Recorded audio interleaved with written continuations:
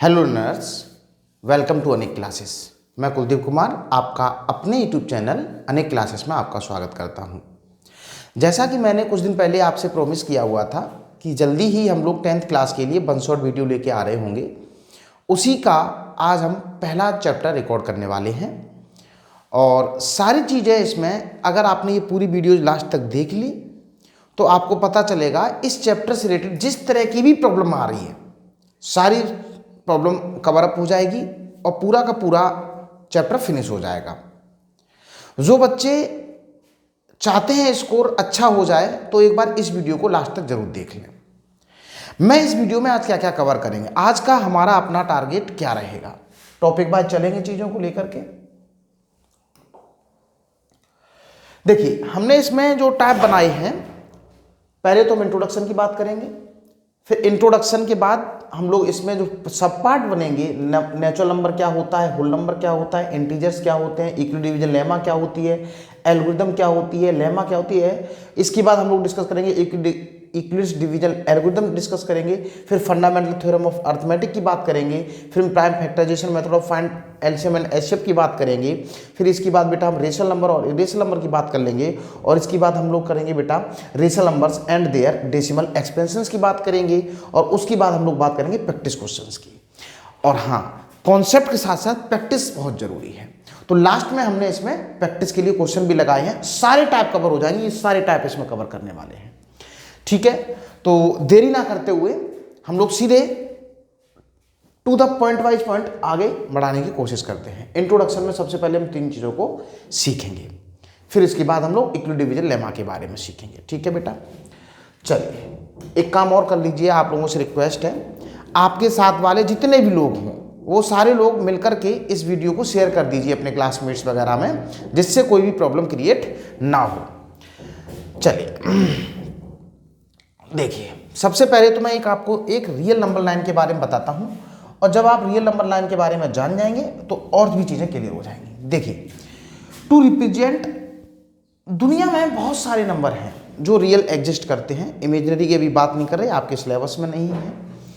तो उन सभी नंबर्स को रिप्रेजेंट करने के लिए मैं एक नंबर लाइन बनाता हूं। मैं क्या कहता हूं जरा उसको समझ लीजिए। जैसे मैं आपसे कह रहा हूं कि ये कोई लाइन है, और आपको पता है लाइन बनती कैसे है। आपकी जो लाइन बनती है इनफाइनाइट नंबर ऑफ पॉइंट्स को ज्वाइन करने से। तो मैं ये भी कह सकता हूं there are infinite number of points in between 2 points. मैं ये कह सकता हूं किन्हीं भी 2 पॉइंट्स के बीच में इनफाइनाइट नंबर ऑफ पॉइंट्स होते हैं बेटा, सही है। तो जब हम इनफाइनाइट नंबर ऑफ पॉइंट्स की बात करें तो ये infinite number of points basically इस लाइन पर ईच एंड एवरी नंबर को डिनोट करते होंगे। मैं कहूंगा each and every point on this line represent a specific number. Number कौन सा होगा बेटा? Real number. मैं ये कह रहा हूं कि अगर मैं इस लाइन की बात, ये रियल नंबर लाइन क्यों बोली जा रही है, क्योंकि इस लाइन की हेल्प से हम each and every real number की बात बता देते हैं। तो मैं थोड़ी देर के लिए इसको 2 पार्ट में डिवाइड करता हूं। बीच वाले पार्ट को मैं 0 बोलता हूं, इधर वाले पार्ट को पॉजिटिव लेके चलेंगे। 1 2 3 4 5 6, इस तरह चलते चलते इन्फिनिटी तक चला जाएगा। इधर में -1 -2 -3 -4 -5, इस तरह से चलते चलते -50 हो जाएगा। तो हमने, अगर मैं आपसे कहूं कि 0.55 कहां पर है, तो 0.55 बेटा 0 आपका ये रहा, 0.5 ये रहा होगा, यहाँ पे इसी के कहीं आसपास रहा होगा। ऐसे में आपसे कहूँ 0.999 कहाँ पर है, तो आप कहोगे सर 0.999 लगभग 1 के आसपास है, तो यहाँ पे कहीं पास में रहा होगा। इसीलिए मैं कह रहा हूँ इसमें रेशनल इरेशनल जो भी कैटेगरी है सारी रियल नंबर में आपकी आ जाती है। तो मैंने इसके कैटेगराइज करें, कैटेगरी क्या बनी, जो ये नंबर है 1 2 3 4 5, मैंने कहा 1 2 3 4 5 6 एंड सो ऑन इन्फिनिटी। ये वाला जो सेट है इनको हम नेचुरल नंबर के नाम से जानेंगे। किसके नाम से जानेंगे बेटा? नेचुरल नंबर के नाम से जानेंगे। और इसको अपन रिप्रेजेंट करेंगे n से।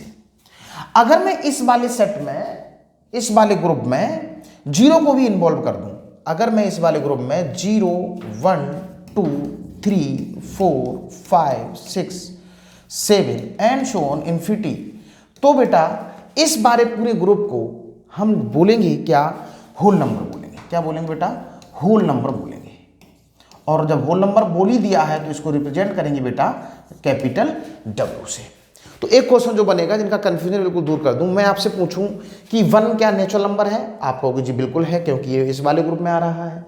मैं आपसे पूछूं 1 क्या होल नंबर है, तो आप कहोगे जी बिल्कुल है, इस वाले ग्रुप में भी आ जाता है। तो जो नंबर कॉमन है इनमें से, तो ये दोनों नंबर नेचुरल तो है और होल नंबर भी है। लेकिन मैं आपसे पूछूं कि 0 क्या नेचुरल नंबर है, तो आप कहोगे जी नहीं, 0 नेचुरल नंबर नहीं है, 0 तो होल नंबर है। 0 कैसा है, होल नंबर है। मैं इस कंफ्यूजन को दूर कर दिया, ठीक है बेटा। अच्छा, फिर मैं थोड़ा सा आगे बढ़ता हूं, तो आप पाएंगे, अब मैं थोड़ा सा आगे बढ़ूं तो आपको क्या मिलेगा। देखिए बेटा, मैंने इसी कैटेगरी को आगे डिफाइन किया, तो इसमें लैंग्वेज में लिख दिया है, मैंने पूरा समझा दिया, लिख दिया। तो जल्दी से एक बार चीज़ों को रिकॉल करते हैं। करें counting numbers are called natural number 1 2 3 4, ये वाली अभी बात बताई। फिर मैंने बताया होल नंबर क्या होता है, तो इसमें आपको केवल 0 को भी इन्वॉल्व कर लिया गया है, तो चीज़ें और अच्छे से क्लियर हो गई हैं, ठीक है। देख रहा है, अगर कोई प्रॉब्लम हो तो आप बताते रहिएगा, कोई दिक्कत वाली बात आए, और लोगों के साथ शेयर करते रहिएगा, अपने फ्रेंड सर्कल के साथ शेयर कर दीजिए, दिक्कत ना हो।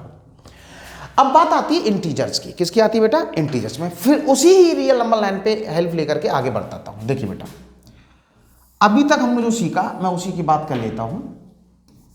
इसमें सारे पॉजिटिव बात करी थी, ये हमारे पास 0 था, फिर इधर आपने 1, इधर 2, इधर 3 की बात करी थी, ऐसे चलते चलते प्लस की infinity, -1 -2 -3 -4 and so on minus की इन्फिनिटी।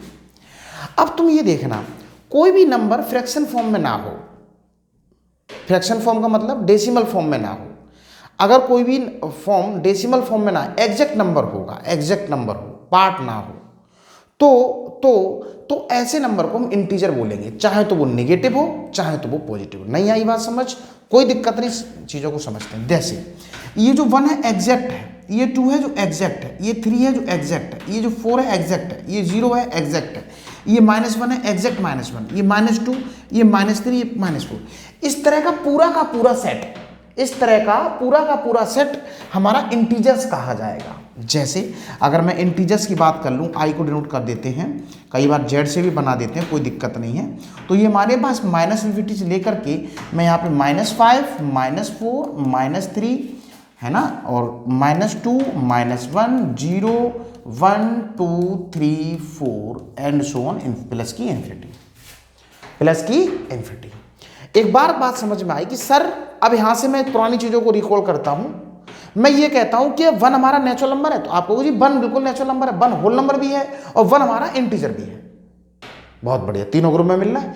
लेकिन मैं आपसे बोलूं 0, तो 0 आप कहोगे नेचुरल नंबर में नहीं है, होल नंबर में है, इंटीजर भी है।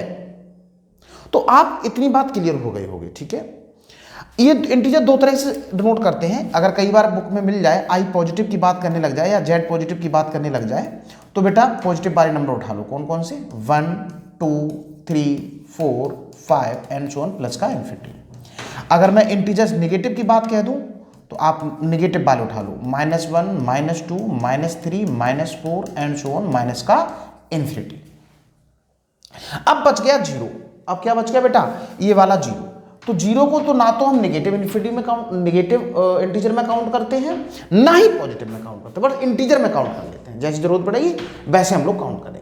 क्लियर है बेटा, सही है। तो यार हमने क्या क्या सीख लिया, ये वाली बात क्लियर हो गई, ये वाली बात क्लियर होगी, हमने इंटीजर्स के बारे में भी सीख लिया। अब मैं आपसे जो कह रहा हूं, अब हम सीधे क्वेश्चन की तरफ मूव करने वाले हैं। उसमें जो टर्मिनोलॉजी यूज होने वाली होगी बेटा, मैं उसकी बात करूंगा। हमारा एक हमेशा फंडा रहा है डायरेक्ट क्वेश्चन ना कराना, पहले बच्चों को कॉन्सेप्ट कराना, फिर उसके थ्रू एक एक करके एग्जांपल बताना। जैसे मैं एग्जांपल बताते चल रहा हूं तब चीजों को कराते हैं। यहां पे एक वर्ड लिखा हुआ है बेटा एल्गोरिदम, और एक वर्ड लिखा हुआ है लेमा। ये बेसिकली एक एक नंबर के क्वेश्चन के लिए आ सकता है अगर ऑब्जेक्टिव क्वेश्चन की बात करें तो हम पहले इन दोनों की डिफिनेशन को समझ लेते हैं, ये कहना क्या चाहता है। वर्ड है हमारे पास एल्गोरिदम। क्या है बेटा? एल्गोरिदम। ये मैथमेटिकल टर्म के रूप में बहुत यूज करते हैं, आप सब यूज करते हैं, हम सब यूज करते हैं। कॉन्सेप्ट समझना मैं क्या कहता हूं। सबसे पहले आपको ये समझना पड़ेगा कि एल्गोरिदम क्या होती है। एल्गोरिदम क्या होती है? देखिए बेटा, अगर आपकी बात कहें, एक एग्जाम्पल के थ्रू समझते हैं, फिर बिल्कुल चीजें क्लियर हो जाएंगी। जैसे मैं आपसे कहूं कि आपको स्कूल जाना है, तो आपकी एल्गोरिदम क्या होगी? आप एकदम उठेंगे सीधे स्कूल तो भाग नहीं जाएंगे। आप सबसे पहले जो प्रॉपर वे है करने का, आप उठेंगे। आप उठने के बाद जो भी दैनिक कार्य होते हैं वो आप निपटाएंगे। निपटाने के बाद नहाएंगे धोएंगे, उसके बाद तैयार होंगे, ब्रेकफास्ट करेंगे और उसके बाद स्कूल की तरफ जाएंगे। यही स्टेप्स हैं, स्टेप बाय स्टेप। ऐसा तो नहीं है कि पहले नहा धो लेंगे फिर उठ जाएंगे, मामला खराब हो जाएगा। पहले तो उठेंगे तभी तो नहाएंगे धोएंगे। तो जो ये स्टेप्स हैं, इनको मैथमेटिकल टर्म में हमने क्या बोला बेटा? एल्गोरिदम बोला। तो मैंने कहा कि अगर किसी भी टाइप के सवाल को सोल्व करने के लिए जो जो स्टेप बाय स्टेप आप पैटर्न फॉलो करते हैं, इस पूरे पैटर्न को मैं बोलूं तो क्या बोलूंगा? एल्गोरिदम बोलूंगा। क्या बोलूंगा बेटा? एल्गोरिदम बोलूंगा। क्लियर है? अच्छा, एक एग्जांपल के थ्रू समझ लेते हैं, एक एग्जांपल के थ्रू समझते हैं। देखिए बेटा, एग्जांपल क्या है जरा समझते हैं। जैसे मैं आपसे कहूं find HCF of 10 and 15 by factorisation method या बाई डिवीजन मेथड। सही है? अब मैं इसी एल्गोरिदम बताने जा रहा हूं, तो तुम्हें करना क्या है। तो आपके लिए एल्गोरिदम स्टेप नंबर 1 क्या होगी? First of all we have to find out which number is greatest in the given number. तो मैं आपसे देख रहा हूं ये 10 और 15 में से 15 बढ़ा तो इसी को बना दिया डिविडेंड। ये स्टेप करते हो आप। फिर छोटे नंबर को आप क्या बना देते हो? डिवाइजर। ये आपकी हो गई स्टेप 1। ये आ गई स्टेप 1। जो स्टेप बाय स्टेप मेथड होता है इसी को एल्गोरिथम कहते हैं। फिर आप क्या करते हो? 10 का डिवाइड लगाते हो, 10 1 जा 10। फिर आप करते हो -5 आया। अब स्टेप क्या होगी? अगर रिमाइंडर 0 आ जाता तो हमारा 10 क्या हो जाता बेटा? HCF हो जाता। रिमाइंडर 0 नहीं आया तो जो पहले वाला डिवाइजर था इसी को डिविडेंड बना देंगे। तो फिर हमने दूसरा स्टेप फॉलो कर लिया, ये आ गया 10। फिर आपने डिवाइड करा, 5 2 जा 10। तो बेटा रिमाइंडर कितना आ गया? 0। तो अब हम कह देंगे HCF क्या हो गया दोनों का? HCF ऑफ 15, 10 आपका आ गया बेटा कितना? 5 लास्ट में।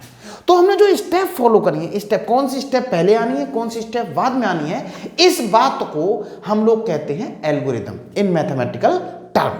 आई होप बहुत अच्छे से क्लियर हुआ होगा। और बच्चों के साथ भी शेयर करते रहिएगा जिससे सभी की चीजें हो। हमेशा से अच्छा बांटने से बढ़ती है, तो बढ़ाते रहिएगा। चलिए अब मैं अगला टर्म यूज कर लेता हूं। अगला टर्म क्या है जरा समझना बेटा। इसके बाद जो बेटा अगला टर्म आ रहा है वो क्या है? लेमा। एक वर्ड आता है इसमें ही आपके मैथमेटिकल किताब में लिखा हुआ है कि लेमा क्या होता है। लेमा भी समझ लीजिए अगर आता है तो एक नंबर के क्वेश्चन में आ सकता है। ये जो ऑब्जेक्टिव क्वेश्चन होते हैं वो ऐसे आते हैं बिल्कुल बेसिक से। तो लेमा क्या होता है? लेमा एक वो वर्ड है, अगर सुनो मैं एक बार एग्जाम्पल, कोई भी चीज आपको प्रूव करनी है, कोई भी चीज आपको प्रूव करनी है और उस चीज को प्रूव करने के लिए आप पहले से कोई चीज प्रूव हो रखी है उसको यूज करते हो। इस बात को लेमा कहते हैं। नहीं आई बात समझ तो चीजों को समझो मैं क्या कह रहा हूं। जैसे मेरी बात को समझना मैं क्या कह रहा हूं। मैंने ये कहा कि a + b का होल स्क्वायर बेटा क्या होता है? a² + b² + 2ab। ये तो बेटा ऑलरेडी प्रूव्ड है ना, ये वाली बात तो बेटा ऑलरेडी प्रूव्ड है ना, ये वाली बात पूरी प्रूव्ड है। अब इस बात प्रूव्ड चीज को दूसरी चीज को प्रूव करने के लिए मैं बात कहूंगा। मैं आपसे कह रहा हूं कि प्रूव दैट 2 + 5 लिख दिया, कोई दिक्कत नहीं, होल स्क्वायर = 7 का स्क्वायर। मैंने आपसे ये कहा आपको ये प्रूव करना है। तो आप क्या करोगे बेटा? पहले एल्गोरिथम फॉलो करो। आपने लिया LHS। क्या लिया बेटा? LHS लिया। ये हो गया 2 + 5 का होल स्क्वायर। मैं उस मेथड से नहीं करा, तुम डायरेक्ट लिख दो अच्छा ये 7 स्क्वायर हो गया तो फिर मेरी बात बताने का कोई मतलब नहीं रहा। मेरी बात को समझो बेटा, मेरी बात को समझो, मैं क्या कह रहा हूं। अब ये वाली बात तो पहले से स्टेटमेंट प्रूव्ड है। अब मैं इस वाली बात को प्रूव करने के लिए इस बात का यूज करूंगा, यही लेमा है, यही लेमा है। आगे बात इसको लगाओ बेटा, 2 square plus 5 square plus 2 into 2 into 5। आप इसको जब फर्दर सोल्व करेंगे तो बेटा कितना आएगा 49। फिर हमने RHS किया 7 का स्क्वायर कितना आया 49। तो ये बात जो होती है बेटा लेमा होती है, to prove statement with the help of proved statement, जो पहले से प्रूव्ड हो। तो इस बात को हम कहते हैं लेमा। मैंने क्या समझा बेटा, एक बार रिकॉल करो। एल्गोरिथम समझ लिया, किसी पार्टिकुलर प्रॉब्लम को सोल्व करने के लिए जो स्टेप बाय स्टेप हम लोग फॉलो करते हैं वो क्या होता है, एल्गोरिथम होता है। और लेमा क्या होता है, to prove a statement with the help of another proved statement is known as lemma. I think बहुत अच्छे से आप लोगों को क्लियर हो रहा है। चलिए अब मैं जो आपसे बात कह रहा हूं उसको समझ लीजिए। देखिए अब हमारे पास आता है इक्विवेलेंट डिवीजन एल्गोरिथम। भैया इक्विवेलेंट जी ने बहुत काम किया है हर क्षेत्र में, तो चीज़ों को समझते हैं। देखिए बेटा इक्विवेलेंट डिवीजन एल्गोरिथम की बात समझ लेते हैं। इक्विवेलेंट डिवीजन एल्गोरिथम, थोड़ी देर के लिए मैं इसको इधर करा देता हूँ। देखिए इक्विवेलेंट डिवीजन एल्गोरिथम बहुत दिमाग से समझेंगे, बस यहीं से आपका क्वेश्चन आना चालू हो जाएगा, खत्म हो जाएगा, कॉन्सेप्ट खत्म होने वाला है, हम क्वेश्चन की तरफ मूव करने वाले हैं। देखिए इक्विवेलेंट डिवीजन एल्गोरिथम क्या है पहले समझ लीजिए। इक्विवेलेंट डिवीजन एल्गोरिथम से आपको समझ में आ गया कि हमें कुछ पैटर्न की बात कह रहा है, यानी इक्विवेलेंट जी ने कुछ पैटर्न बताया है। किसको, ये होता क्या है equivalent division algorithm to find HCF. क्या बोला बेटा, टू फाइंड एचसीएफ। इसकी यूज कब करेंगे, to find HCF of two numbers. ये इक्विवेलेंट जी ने बताया। ये क्यों बताया, क्योंकि ये बात इन्होंने कोई स्पेशली अलग से नहीं बोली, ये बात ऑलरेडी हम लोग कर चुके थे, बट इसी बात को दूसरी तरीके से प्रूव करने के लिए इक्विवेलेंट जी ने ये बात बताई कि आपको इतना लंबा चौड़ी बात नहीं करनी, यही बात दूसरी तरीके से भी कही जा सकती है। क्या है जरा समझना। जैसे मैं आपसे क्या कहता हूं कि मैंने अभी थोड़ी पहले एग्जांपल लिया था कि find the HCF of 10,15 by division method. I hope आप लोगों ने ये वाली बात क्लास 8 तक सबने पढ़ी है, नहीं पढ़ी है तो कोई बात नहीं, अभी चीज़ों को समझ लेंगे, ठीक है बेटा। तो अगर मैं इसकी बात करता हूं तो आपने जो डिवीजन मेथड पढ़ा था उसमें क्या था कि बड़े नंबर को डिविडेंड बनाते हैं, बड़ा नंबर आपका डिविडेंड है, इसको मैंने कह दिया डिविडेंड है बेटा, ये डिविडेंड है, समझना मैं क्या कह रहा हूँ, डिविडेंड है। फिर इस डिविडेंड में एक डिवाइजर बनाते हैं जो छोटा नंबर होता है, ये 10 हमारा डिवाइजर है बेटा, जिससे हम लोग डिवाइड करेंगे, ये डिवाइजर है। और एल्गोरिथम क्या कहती है कि हम जब तक इस पैटर्न को फॉलो करेंगे जब तक हमारा रिमाइंडर 0 नहीं आता, और जैसे ही रिमाइंडर 0 आ जाएगा उसी टाइम पर जो लास्ट नंबर से आप डिवाइड कर रहे हो वही हमारा एचसीएफ होगा। अभी थोड़ी देर पहले ही करा था।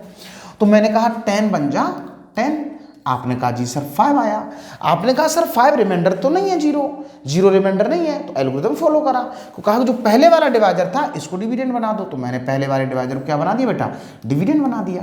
तो 5 2 जा 10, ओ हो रिमाइंडर 0 मिल गया भाई, रिमाइंडर 0 मिल गया। और जैसे रिमाइंडर 0 मिला तो इस बात को कह दिया एचसीएफ है, ये वाली एचसीएफ हो गया, एचसीएफ ऑफ 10,15 इज 5। क्लियर है। यही चीज इक्विवेलेंट जी ने ऐसे ना बोल करके एक स्टेटमेंट में बोल दी। क्या बोल दी, स्टेटमेंट में बोल दी, और इसी प्रोसेस को स्टेटमेंट में दोहराया गया और बोला गया यही इक्विवेलेंट डिवीजन एल्गोरिथम है। मेरी बात समझ में आ गई क्या? चलिए एक क्वेश्चन के थ्रू समझते हैं, फिर चीजें बिल्कुल क्लियर होंगी, ठीक है। देखते हैं बेटा।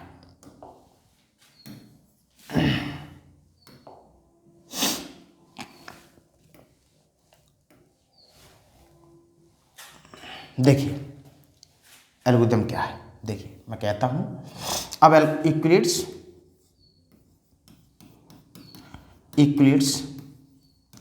डिवीजन एल्गोरिथम मैं लिख देता हूं, जो लिखा है इन्होंने, A इक्वल्स टू BQ+R। सही है। यहां पर जो आपको डिफाइन करा गया एल्गोरिथम, अभी सवाल के थ्रू बताएंगे, एल्गोरिथम लेके चलेंगे। तो यहाँ पे जो ए होता है सबसे बड़ा नंबर होगा, इससे कोई दिक्कत नहीं है, इससे कोई कंपैरिजन करने की जरूरत नहीं है। बी और आर में आर बड़ा होगा या इक्वल होगा 0 से, लेकिन आर जो है जिससे आप डिवाइड कर रहे हो ना, जिससे आप डिवाइड कर रहे हो ना, इससे कभी बड़ा नहीं हो सकता। बी बड़ा होगा आर से, बी बड़ा होगा आर से। जैसे मैं आपको ये कहना चाह रहा हूँ 10 और 15 की बात करी थी आपने, तो जब आप इसको इस फॉर्म में लिखेंगे, इस फॉर्म में लिखने की कोशिश करेंगे, जब 15 को डिविडेंड बनाएंगे और 10 को डिवाइजर बना रहे होंगे, तब ये फुलफिल कंडीशन करनी है।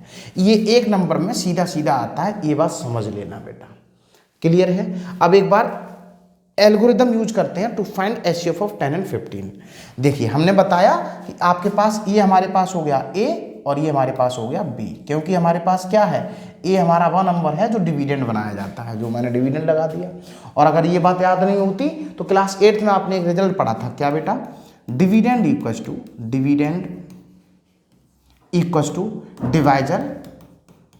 Divisor into quotient plus remainder. इस बात को भी याद रख लीजिए, इस बात की हेल्प से भी हम सीधी कंडीशन को बना सकते हैं। देखो डिविडेंड क्या है बेटा, ए, फिर देखो डिवाइजर कौन है, बी, जो आपके पास कोसेंट रहा होगा, और रिमाइंडर लिख देंगे, तुम्हारे पास सीधी बातें आपको याद हो जाएंगी। क्लियर है?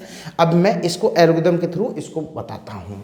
सबसे पहले आपने 15 लिख दिया, फिर हमने डिवाइजर लिखा। 10 का ऐसा टेबल पढ़ेंगे कि 15 से ज़्यादा ना हो जाए। 10 बन जा 10, 10 2 जा 20, ज़्यादा हो गया तो 10 बन जा 10, बचा कितना बेटा 5, तो मैंने इसमें लिख दिया 5। देखा आपने रिमाइंडर क्या 0 आया, यहाँ पे आपने कहा कि सर रिमाइंडर 0 नहीं है, तो एल्गोरिथम फॉलो करो। तो हमने क्या करा कि अब हम क्या करेंगे, इस 10 को डिविडेंड बना दिया था, जो हमने डिवाइड में करा वही स्टेटमेंट में लिखते हुए चल रहे हैं। 10 को मैंने बेटा डिविडेंड बना दिया, जो रिमाइंडर आया था उसको डिवाइजर बना दिया।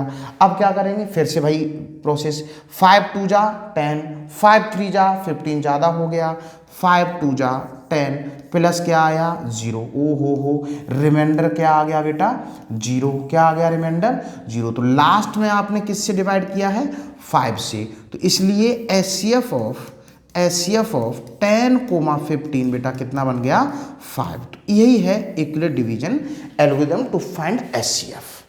ठीक है, चलिए अब हम आगे चीज़ें कर लेते हैं। अब बहुत ध्यान से चीज़ों को आगे समझते हैं। देखिए हमने क्या किया था, हमने एल्गोरिथम सीख लिया, एल्गोरिथम भी सीख लिया, इंटीजर्स के बारे में हमने एचसीएफ निकालना सीख लिया। अब हमारे पास फंडामेंटल थ्योरम ऑफ अर्थमेटिक की मैं बात कर लेता हूं, तो ये क्या है देखते हैं।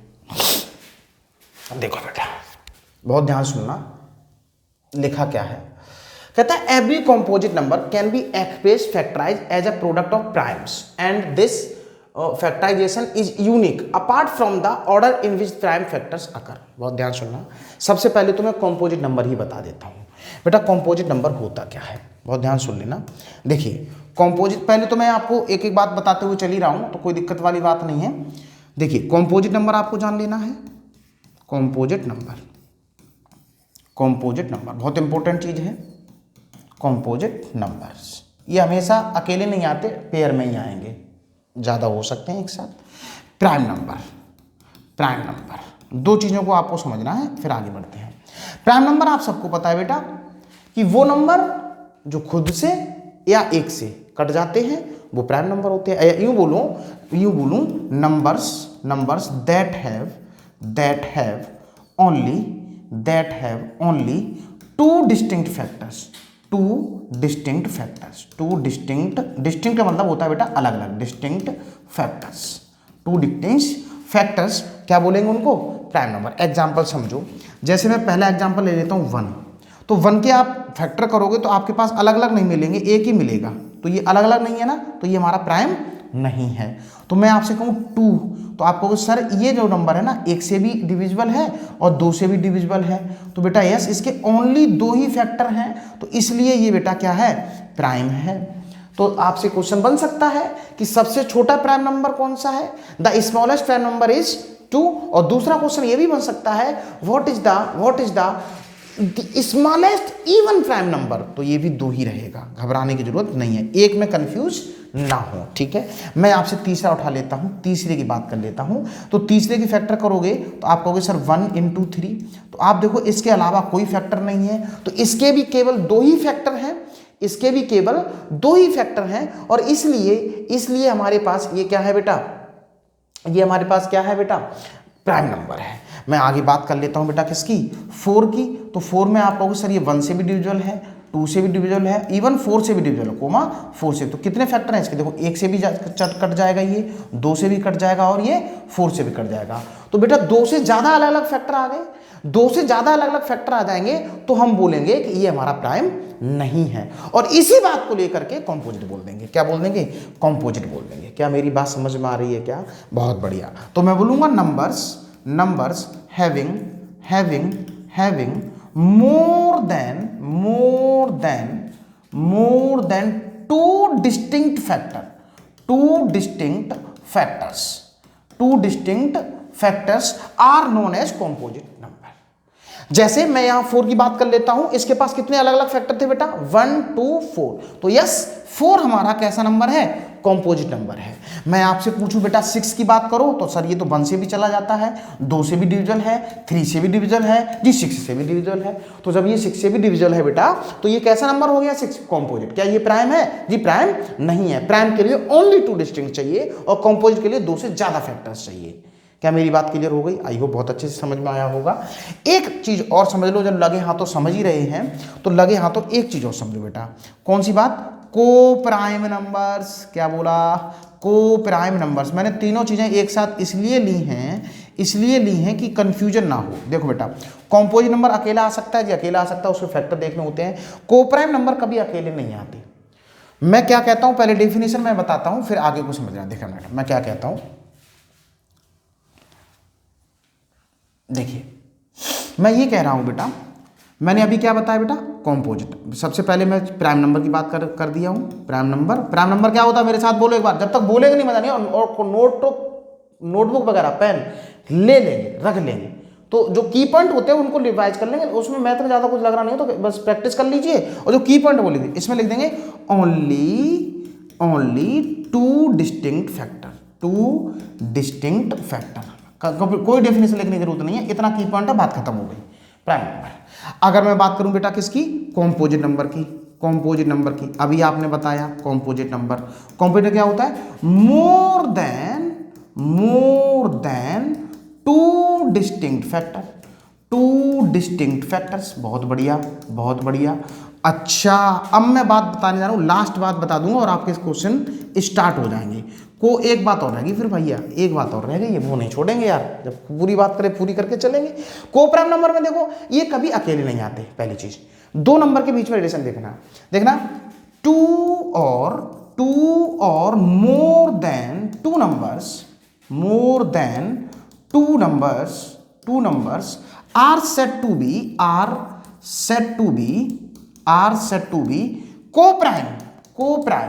co-prime if their SCF be 1। हो, बात समझ में नहीं आई, कोई बात नहीं, चीजों को समझो। जैसे मैंने आपसे कहा 1,2, मैंने आपसे क्या कहा 1,2, मुझे ये बता दीजिए ये को प्राइम है, तो आपने जी बिल्कुल मैं बता देता हूं, इनका एचसीएफ लोगे तो एचसीएफ आएगा बेटा कितना, 1। तो जब 1 आ गया तो मैं कह दूंगा जी को प्राइम है। इतनी सिंपल बात की। हाँ, मैंने आपसे कहा कि 2,4 बताओ को प्राइम है, तो आपने कहा सर इनका एचसीएफ लेते हैं, तो इनका एचसीएफ लेंगे सर, इसका एलसीएफ आता है 2, तो ये को प्राइम नहीं है क्या? मैंने कहा जी बिल्कुल नहीं है, क्योंकि एचसीएफ कितना आना चाहिए था, 1 आना चाहिए था। तो मैं भाई कह रहा हूं कि अगर 2 नंबर्स हैं उनका एचसीएफ 1 आ जाता है तो वो को प्राइम है। बच्चा इन दोनों में कंफ्यूज होता है, प्राइम में और को प्राइम में। बात समझ में आई? प्राइम के लिए ओनली 2 डिस्टिंक्ट और को प्राइम के लिए जो पेयर आ रहा उनका एचसीएफ चेक करते। एक बार और चेक कर लो, मैं आपसे कहूं 9,8 को प्राइम है, मैंने देखा जी एचसीएफ, मैंने देखा दी क्या एचसीएफ केवल बना रहा है जी, यस को प्राइम है, यस को प्राइम है। मुझे लगता है मेरी बात आप तक बहुत अच्छे से पहुंच गई है, क्लियर है? चलिए अब सुनो बेटा, बेसिक पूरा कंप्लीट हो चुका है, लास्ट बात रह रही है, 5 मिनट और बने रहिएगा और बेसिक क्वेश्चन की तरफ मूव करेंगे। वन शॉट है क्योंकि वन शॉट में कम से कम बात करनी होती है, नहीं तो इंटरटेनमेंट कराऊंगा ही, धीमे धीमे जब नेक्स्ट चीजें आती रहेंगी देखना बेटा। The fundamental theorem of arithmetic, fundamental theorem of arithmetic जरा समझते हैं क्या कहती है। कहता है every composite number, composite number समझ गए तो मोर देन टू फैक्टर्स वाला composite number can be express, हम रिप्रेजेंट कर सकते हैं इसको कैसे, as a product of primes and this factorisation is unique apart from the order which the prime factors occurs. इन्होंने ये कहा कोई भी कॉम्पोजिट नंबर हो इनको फैक्टर फॉर्म में लिख सकते हैं, जरूरी नहीं है प्राइम के फॉर्म में लिख दो और या किसी और फॉर्म में लिख दो, जैसे हमें जरूरत पड़ेगी। जैसे मैं आपसे कहूँ पहला जो आपका पास कॉम्पोजिट नंबर आया था बेटा, पहला जो कॉम्पोजिट नंबर आया था बेटा आपका क्या आया था, 4 आया था। तो मैं आपसे कहता हूं जैसे आपका कॉम्पोजिट नंबर पहला आया था बेटा क्या 4 आया था, तो इन्होंने ये कहा कि इसको मैं प्रोडक्ट ऑफ प्राइम में लिख देता हूं। तो लिख दो बेटा पहले इसको 2 इंटू 2 इंटू 1 इसके फैक्टर हो गए 2 इंटू, तो इन्होंने कहा प्राइम की फैक्टराइजेशन लिख दीजिए 2 की पावर 2 इंटू 1, 2 की पावर 2 इंटू 1, लेकिन 1 प्राइम नहीं है, 1 प्राइम नहीं है, तो किसी और फॉर्म में भी लिख सकते हैं, ठीक है बेटा।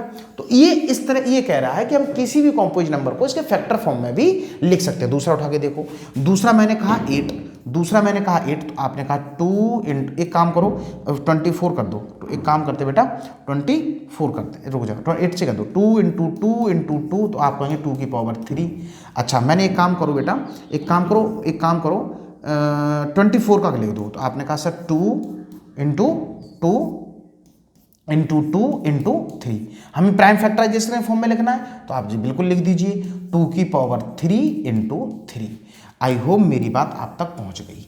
देखो मैंने प्राइम नंबर देखे 1 2 3 पावर, 2 की पावर 3, 3 की पावर 1, तो प्राइम में लिख दिया आपने, और 1 प्राइम नहीं होता लेकिन लगा इसलिए ये हेल्प करता है, ठीक है, कोई दिक्कत नहीं है। तो इस तरह से इन्होंने बोला कि अर्थमेटिक की बात है, अर्थमेटिक फंडा है कि किसी भी कॉम्पोजिट नंबर को मैं उसके प्राइम से फैक्टर के फॉर्म में लिख सकता हूं, चाहे 2 आगे लगा लो चाहे 3 पीछे कर लो, कोई फर्क नहीं पड़ता। ये वाली बात बताई। अच्छा आगे इन्होंने क्या बताया इस बात को समझते हैं।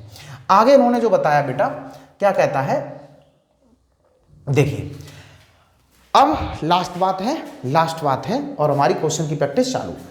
एवरी देखिए HCF is highest common factor also known as GCD, ठीक है। हाँ ये भी बात 1 नंबर के क्वेश्चन में आ सकती है। सबसे पहली बात हम कहते हैं full form of HCF, HCF की फुल फॉर्म समझ लीजिए बेटा, क्या समझ लीजिए, एचसीएफ की फुल फॉर्म क्या होती है बेटा, हाईएस्ट कॉमन फैक्टर, ठीक, हाईएस्ट कॉमन फैक्टर। इसी को दूसरा नाम भी है जीसीडी कहते हैं, क्या कहते हैं, जीसीडी। जीसीडी का मतलब होता है बेटा ग्रेटेस्ट कॉमन डिवाइजर, ये फुल फॉर्म 1 नंबर में आ सकती है, इसलिए मैंने आपको बताया ऑब्जेक्टिव क्वेश्चन में हो जाएगा, ठीक है। और एलसीएम की फुल फॉर्म और लिख लीजिए बेटा, एलसीएम की फुल फॉर्म होती है लोएस्ट कॉमन मल्टीपल। क्लियर हो गया बेटा, ये इनकी फुल फॉर्म हो गई, ये आपकी फुल फॉर्म हो गई, जनरली यूज होती रहती है, कोई दिक्कत नहीं है, ठीक है। अब मैं थोड़ा सा आगे बढ़ता हूँ, क्या रह गया आपका, अच्छा जी प्रॉपर्टी की बात कह रहा है, तो हम लोग प्रॉपर्टी को समझते हैं। प्रॉपर्टी जो अभी मैं ऑलरेडी बता चुका हूँ, फिर भी आप एक बार फिर से समझ लीजिए। देखिए प्रॉपर्टी क्या कहता है, प्रॉपर्टी वही है कि ए इक्वस टू देखना बेटा, A equals to B Q plus R. अगर अभी आपने कभी भी इस फॉर्म में कोई भी नंबर लिखा है तो यहाँ पे जो प्रॉपर्टी बनेगी, अभी बताया बेटा r greater than equals to 0 होगा, और r जो है इस जो डिवाइजर होता है इससे हमेशा छोटा रहेगा, ये प्रॉपर्टी है, ये 1 नंबर में सीधी आती है। क्लियर है बेटा, आगे चलो। Prime factorisation method to find HCF and LCM of 2 number. देखिए बेटा एक बात और समझ लीजिए, हमेशा याद रखेंगे, मैं कहूंगा कि कोई 2 नंबर, लेट्स से 2 नंबर्स आपके पास, लेट्स से 2 नंबर्स आपके हैं a, b, और इनका एचसीएफ मैं थोड़ी देर के लिए कह देता हूं, HCF of a, b h कह दिया, और एलसीएम ऑफ a, b मैंने बेटा कह दिया l। तो रिजल्ट है सीधा जो रिजल्ट है आपको हमेशा लगाना पड़ेगा कि इन दोनों का multiplication, product of the product of the numbers equals to product of their LCM and HCF, product of their LCM and HCF, मतलब A इंटू बी इक्वल होगा H इंटू एल के। ये बेटा सीधा रिजल्ट याद कर लेंगे, वेरी वेरी वेरी इंपॉर्टेंट है, बहुत इंपॉर्टेंट है, वेरी हाईली इंपॉर्टेंट है। इसमें क्या होगा, कोई भी 3 चीजें गिवन होंगी, एक चीज आपसे पूछ रहा होगा, या कोई भी 2 बीच के रिलेशन दिया होगा, एक चीज आपसे पूछ रहा होगा। ठीक है, चलिए अगला चलाते हैं, अगली तरफ मूव कर लेते हैं। रेशनल नंबर की हो गया, बहुत बढ़िया, मजा आ रहा होगा पढ़ने में भैया। मैंने अब तक क्या करा है, एक बार सभी लोग वीडियो को लाइक कर दें और भी बच्चों के साथ शेयर कर दें। मैंने पूरा कॉन्सेप्ट क्लियर कर दिया है, अब हम लोग बात करेंगे उन सभी बातों को लेकर के जितनी अब तक चीज़ें सीखी हैं उसका भी यूज़ कर लेते हैं। एक चीज़ और सीख रह गई है, उसको बता लेते हैं, फिर आगे बढ़ते हैं। एक चीज़ और समझ लेना जो मुझे बताना है, नंबर ऑफ ट्रेलिंग जीरोज। क्या है? Trailing of zeros.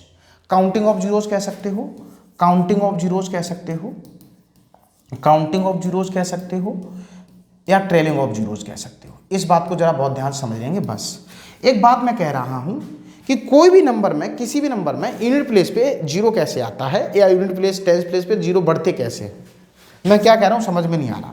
जैसे मैंने आपसे कहा कि 10 लिखा हुआ है, इसमें एक जीरो आ रहा है, ये जीरो क्यों आया होगा, तो मैंने देखा कि 2 × 5, मतलब जब 2 × 5 का एक पेयर आपस में मल्टीप्लाई करेगा तो एक जीरो आएगा। अच्छा, फिर मैंने आपसे कहा कि सर एक बार 100 की बात बताओ ना, तो मैंने कहा इसका पहले प्राइम फैक्टर करो ना, तो आपने कहा कि सर 2 × 2 × 5 × 5, तो आपने कहा सर ये तो 2 की पावर 2 × 5 की पावर 2।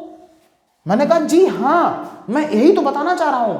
मैंने कहा कि अगर इन 2 की पावर 5 और 5 की पावर, इन दोनों के पेयर के साथ पावर जितनी सेम मिलेंगी उतने ही जीरो आएंगे, और हम कोशिश किया करेंगे कि किसी भी नंबर में 2 और 5 आ जाए मल्टीप्लाई की फॉर्म में, उतने ही जीरो मिलेंगे। यही बात है ट्रेलिंग ऑफ जीरोज की। अच्छा, आप क्या कहना चाहते हो, जैसे मैं आपसे कहूँ 1000, क्या कह रहा हूँ 1000, तो सर आप ये कहना यहाँ पे 3 जीरो आए, इसका मतलब 2 की पावर 3 रही होगी। जी हाँ, 2 की पावर 3 रही होगी। अच्छा, इसका मतलब सर अब अकेला तो 2 हो नहीं सकता, इसके साथ 5 भी आया होगा। मैं जी कहा हाँ, पेयर जरूरी है, बगैर जोड़े के तो दुनिया बेकार है यार, जोड़ा बहुत जरूरी है। तो 2 × 5 देखा, तो आप मल्टीप्लाई करें 3 जीरो मिलेंगे। अच्छा सर ये बात, तो आप 7 के लिए बात करो, सर इसमें नहीं आएगा, देख लो 2 और 5 नहीं आ रहा, तो हम इसको नहीं बोल सकते। आई थिंक ये बात बहुत अच्छे से क्लियर हुई होगी। एक बात जो और बतानी रह गई है वो अब क्वेश्चन में आगे चीजें, अब जो चीजें छूट गई होंगी मैं क्वेश्चन के माध्यम से समझते हैं। बहुत ही इंपॉर्टेंट क्वेश्चन है ये, केवल इतना लगा लिया ना पूरा चैप्टर रिवीजन हो जाएगा। उसके बाद आपको कुछ करने की जरूरत नहीं है, बस आराम बिंदास सोइए और एग्जाम में चले जाना। ठीक है, मैं लास्ट में 4-5 पेपर भी कराऊंगा सोल्व, तो चीजें करते रहिएगा। चलिए पहला क्वेश्चन आ गया बेटा, पहला क्वेश्चन आ गया, और पहले क्वेश्चन के कॉन्सेप्ट को भी बताते हुए चलते हैं, क्योंकि हमने बोला ना जो चीज़ें हमारे पास रह रही हैं उनको भी हम लोग रिकॉल करेंगे। देखिए, जब भी आपके पास, पहले कॉन्सेप्ट समझ लीजिए, जब भी आपके पास एचसीएफ और एलसीएम निकालना हो, एचसीएफ निकालना हो और एलसीएम किसका बेटा, किन्हीं 2 नंबर A, B का, किन्हीं 2 नंबर A, B का एलसीएम निकालना हो, एचसीएफ निकालना हो, और वो नंबर प्राइम फैक्टर्स के फैक्टर्स में लिखा हुआ है, प्राइम नंबर्स के फैक्टर्स में लिखा हुआ है। जेड से मैंने आपसे कहा कि A के कोई फैक्टर दे रखे हैं, प्राइम फैक्टर्स 1, 2 और 3, ये प्राइम फैक्टर्स हैं। और यहाँ पे मैंने कह देता हूँ let's say C, D, E, ये M, यार हो जाओ, डिफिकल्ट हो जाएगा, डिफिकल्टी तो नहीं बनाना, मैं एक न्यूमेरिकल वैल्यू वाली बात लेके चलता हूँ। जैसे मैंने कहा एक नंबर है A, मैंने नंबर बोल दिया 100, ठीक है, तो मैंने 100 की बात करूँ तो आप इसको प्राइम फैक्टर में लिख दो, तो आपने कहा सर 2 जीरो है तो मैं स्मार्ट भी कर लूँगी, हाँ स्मार्ट भी लगाओ ना, 2 की पावर 2 × 5 की पावर 2। अच्छा ठीक, सर आपने कहा कि, मैंने कहा ये दूसरा नंबर ले लीजिए, मैंने कहा 15, मैंने क्या कहा 15, तो आपसे मैंने कहा कि इसका फैक्टर कर लीजिए ना, प्राइम फैक्टर करेंगे तो 3 × 5। अब मैं जो आपसे कहने जा रहा हूं उस बात को यूज करेंगे। ठीक है, जब भी कोई भी नंबर उसके प्राइम फैक्टर के फॉर्म में लिखा हुआ है तो एचसीएफ और एलसीएम कैसे निकालेंगे, तो एचसीएफ ऑफ A, B मैं बोलूंगा बेटा क्या, lowest power of common factor direct लिख देंगे, कुछ भी करने की जरूरत नहीं है। अब जब भी एचसीएफ लेंगे 2 नंबर का तो प्राइम फैक्टराइजेशन में है तो उनमें से जो भी कॉमन फैक्टर है उसकी लोएस्ट पावर उठा लो। अच्छा, एलसीएम के लिए क्या करेंगे, एलसीएम के लिए करेंगे बेटा हाईएस्ट पावर उठाओ, highest power of common factors. अब जो बच गए फैक्टर, जो कॉमन फैक्टर नहीं है, रिमेनिंग फैक्टर्स लिख दो तो क्या आ जाएगा, एलसीएम आ जाएगा, रिमेनिंग फैक्टर्स। इतनी बात याद रखना, एचसीएफ के लिए लोएस्ट पावर उठाएंगे कॉमन फैक्टर की, और एलसीएम के लिए हाईएस्ट पावर उठाएंगे कॉमन फैक्टर की, और उसकी बाद जो फैक्टर बच गए जो कॉमन नहीं थे वो भी लिख देंगे। एलसीएम में थोड़ा सा ध्यान रखना है, मैंने कॉमन हाईएस्ट लेने के बाद भी जो बच गए वो भी लिख रहे हैं, लेकिन एचसीएफ में ऐसा नहीं है। अब देखो बढ़ता है बेटा क्या, अब मुझे एचसीएफ निकालना है, क्या निकालना है, एचसीएफ। तो एचसीएफ देखो इसमें से 2 की पावर 3 इसमें कॉमन ही नहीं है तो ये आ ही नहीं सकता। अगर मैं इसकी बात करूंगा तो बेटा इसमें 5 की पावर कितनी है, 2, इसमें 5 की पावर कितनी है, 1, तो बेटा कम कौन सी है हाईएस्ट कॉमन फैक्टर के लिए, एचसीएफ के लिए, तो आप कहोगे सर 1 वाली, तो यही आपका हो गया एचसीएफ, सिंपल, इतनी सी बात है, कुछ भी नहीं करना। अब मैं आपसे पूछूं सर एलसीएम भी बता दीजिए, ए कोमा बी का, तो आपने कहा सर अभी बताया कि क्या करेंगे, हाईएस्ट पावर उठाओ जो कॉमन फैक्टर हो, तो कॉमन फैक्टर तो यार कोई यही था, कॉमन फैक्टर 5 वाला था, तो हाईएस्ट पावर कितनी है, 2, तो मैंने ये वाली 5 की पावर 2 उठा ली। फिर आपसे कहा जो बच गए हैं वो भी सारे लिख लो, तो बचा कौन सा, ये वाला 2 की पावर 2 और इंटू 3, तो आपको पता चलेगा कितना आएगा बेटा, 2 दूना 4 और ये अच्छा 100 बन गया 300, अरे बोलो ना यार कितना बन गया 300। सिंपल सी मेरी बात क्या आपको समझ में आई, क्या मेरी बात समझ में आई या नहीं आई, बताओ बेटा। 2 दूना 4 और 25 चौक 100 या 300, गुड एंड वेल, बताओ बेटा बात समझ में आ गई नहीं आ गई, ठीक है। चलिए आगे बढ़ते हैं, ठीक है। तो जो बच जाते फैक्टर उनको भी लिख लेते हैं एलसीएम निकालने के लिए, ठीक है। चलो अब चलते हैं नेक्स्ट क्वेश्चन क्या, इसी क्वेश्चन को करेंगे ना, कॉन्सेप्ट बता दिया तो कॉन्सेप्ट के साथ साथ क्वेश्चन को उड़ाते हैं। अब देखो क्वेश्चन का गर्दा उड़ा देंगे, गर्दा देखो, देखिए बेटा क्या कहता है, एक नंबर दे रखा है, अब देखना हम तो दोनों चीजें निकालेंगे, x3/2, दूसरा नंबर आपके पास दे रखा है b = x/3। अब इन नंबर के बारे में जानकारी दी गई, वो जो फैक्टर के हैं, बोला ये x और y प्राइम फैक्टर्स हैं, तो अरे भैया ये तो मुझे बात पता है प्राइम फैक्टर्स। हमसे पूछा क्या बेटा, हमसे पूछा एचसीएफ, और एचसीएफ पूछा है, और एचसीएफ के लिए हम क्या करेंगे बेटा, एचसीएफ के लिए कॉमन फैक्टर की मिनिमम पावर उठाओगे, सिंपल। तो कॉमन फैक्टर देखो इन दोनों में x है, हाँ तो है, तो इनमें मिनिमम पावर कौन सी है, एक x लिख दो। बाई भी कॉमन है, हाँ जी बाई भी कॉमन है, लिखेंगे, लेकिन मिनिमम पावर कौन सी है, दोनों ही है, दोनों ही मिनिमम है, कोई दिक्कत नहीं है, दोनों में सेम है। तो बेटा एचसीएफ कितना हो गया, x/2, ऑप्शन बी हमारा सही हुआ। मुझे लगता है चीजें समझ में आ रही हैं क्या। अच्छा लगे हाँ तो एलसीएम भी निकाल दूं, बच्चा जो गलती करेगा, जो एलसीएम निकाल के आएगा वो क्या करेगा, एलसीएम निकाल देता हूं बेटा। इसकी बड़ी पावर ढूंढो बेटा, x³ है, बड़ी पावर क्यूब है 3 है, इनमें से बड़ी पावर है नहीं तो ये तो लाना ही पड़ेगा y², ये आपका हो गया एलसीएम। बताओ सिंपल, कोई भी क्वेश्चन आ जाए, ऐसे क्वेश्चन आएंगे आपके ऑब्जेक्टिव में रियल नंबर से। चलिए नेक्स्ट क्वेश्चन की तरफ मूव करते हैं। अगला क्वेश्चन क्या है, बहुत ही इंपॉर्टेंट है, मैंने हर क्वेश्चन को इसमें समाहित करने की कोशिश की है। सिंपल क्वेश्चन है और डिफिकल्ट भी है, तो आपको घबराने की जरूरत नहीं है। देखिए बेटा इस क्वेश्चन को करेंगे कैसे, इसका फंडा बेसिकली लेंथी वाला नहीं बताएंगे, चीजों को करते हैं। Find the greatest number 5 digit, एक 5 डिजिट का बड़े से बड़ा नंबर चाहिए, ओ हो that will give us reminder of 5 when divided by 8 and 9 respectively. मतलब ये कह रहा है एक बड़े से बड़ा वो नंबर बता दीजिए जो जिसमें 8 से डिवाइड करें और 9 से डिवाइड करें तो रिमाइंडर 5 आए दोनों केस में। पहली चीज तो क्वेश्चन की थीम को समझते हैं। जैसे कई बार आप बोलते हैं 5 नंबर 9 मान लिए तो उससे सॉलिड आंसर आता है, वो एक फंडा है ही करने का। लेकिन कई बार क्या होता है कि जो एग्जाम में आपकी नॉलेज चेक करना चाहता है, इनमें से ढूंढना है ना, इनमें से, तो इनमें से एक बार ढूंढते हैं, ठीक है, इनमें से एक बार ढूंढते हैं। तब क्या होता है, देखिए हम सबसे पहले बड़ा नंबर देखो बेटा, इन सभी में सबसे बड़ा नंबर है 99951। मैं इसी में चीज़ों को लगाता हूँ, तो मैं इसी में चीज़ों को लगाता हूँ, ठीक है बेटा। 99951 999, 51 सबसे बड़ा नंबर है गिवन नंबर में से। अब डिवाइड देके देख लो, दैट्स इट, सिंपल बात। फिर दूसरा तरीका ही बता देंगे, डिवाइड देके देख लो। पहले मैं क्या करूंगा, 8 से डिवाइड करता। यार रुक जाओ, अगर मैं इसमें अगर 5 रिमाइंडर देगा और 5 घटा दूं तो जो नंबर बचेगा वो जो नंबर बचेगा वो 8 से डिविजल होगा। अच्छा उल्टा सोच रहे हैं ना, उल्टा सोच रहे हैं। अच्छा तो 5 घटा लो ना पहले से, 5 मैंने घटा लिया तो कितना बच गया 999, और बेटा जब इसमें से घटाओगे तो ये बच गया 46। सही है। अब मैं इसमें 8 का और 9 का डिवाइड करके देख लेता हूं, और फिर भी पूरा डिवाइड नहीं करेंगे क्योंकि 9 वाली प्रॉपर्टी आपको पता है क्या, 9 से जो नंबर डिविजल होता है उनके सारे डिजिट्स का सम 9 से डिविजल होता है। चेक करते हैं, 9 9 9 कट जाएगा, ये 4 6 10 बन रहा है, नहीं कटेगा तो लो भैया आउट हुआ, आउट हुआ। क्या मेरी बात समझ में आ रही है? अच्छा अब मैं इस वाले नंबर पे देख लेता हूँ, अब मैं इस वाले नंबर पे देख लेता हूँ, कौन सा नंबर है बेटा, 99941। इसकी बात, अच्छा नीचे से क्यों उठा रहे हैं हम, बड़े की बड़े फिर उससे छोटे फिर उससे छोटे, तो जो मिल जाएगा वही आंसर हो जाएगा, आगे चेक करने की जरूरत नहीं पड़ेगी।